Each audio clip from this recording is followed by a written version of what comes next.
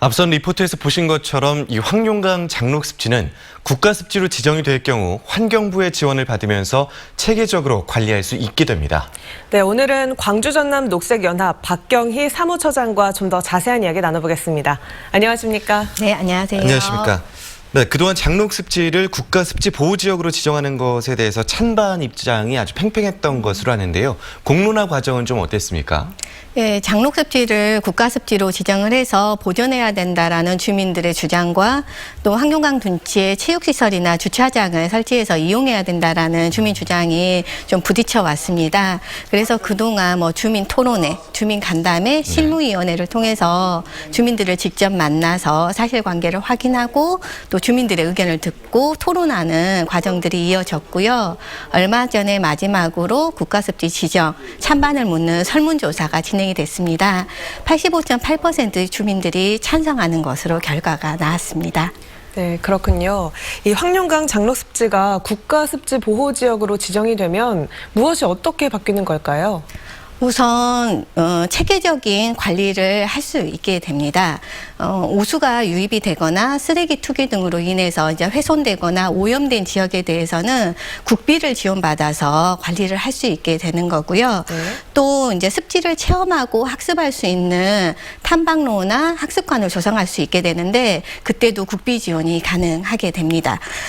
또 주민이 참여하는 주민협의체를 통해서 장록습지를 활용한 다양한 활동 계획들도 기획해 볼 수 있을 것 같고요. 무엇보다도 장록습지를 통해서 지역의 생태, 문화, 관광 브랜드를 높일 수 있을 거라고 기대하고 있습니다. 네, 또 황룡강 장록습지에서 나타나는 그 생태계의 모습이 아주 소중하다라는 말들이 있던데요. 어떤 모습인지 말씀해 주시죠. 국립습지센터 정밀조사에 따르면 장록습지에 829종의 야생 동식물이 서식하는 것으로 조사가 됐습니다. 산새나 물새 같은 조류가 가장 많은데요. 네. 72종 정도가 조사가 확인이 됐고요. 포유류 10종, 또 양서파충류 7종이 서식을 하고 있습니다. 또 이제 천연기념물이기도 한 수달이나 또 흰목 물대새, 해오라기, 또 삭 같은 멸종위기 정도 4종이 서식을 하고 있고요.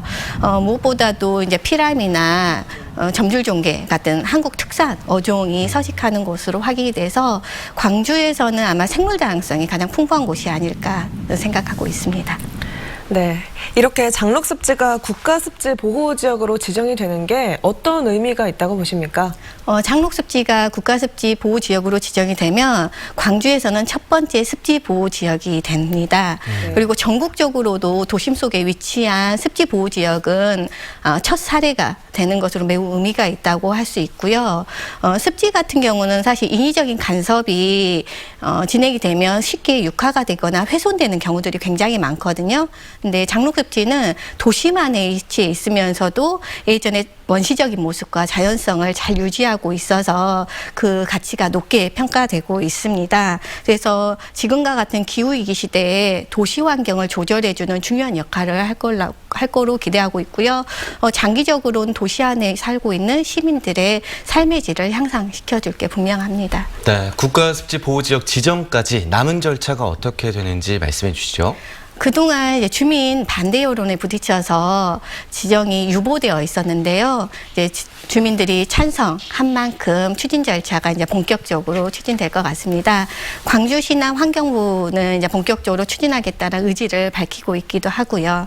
그래서 이제 광산구가 습지 지정을 광주시에 건의를 하게 되면 광주시가 환경부에 지정을 제출을 할 것을 건의를 하게 됩니다. 그렇게 되면은 환경부가 지정계획 수립 절차에 본격적으로 들어가게 되고 이제 중앙행정기관 협의를 거쳐서 최종적으로 지정 고시하게 될 것 같습니다.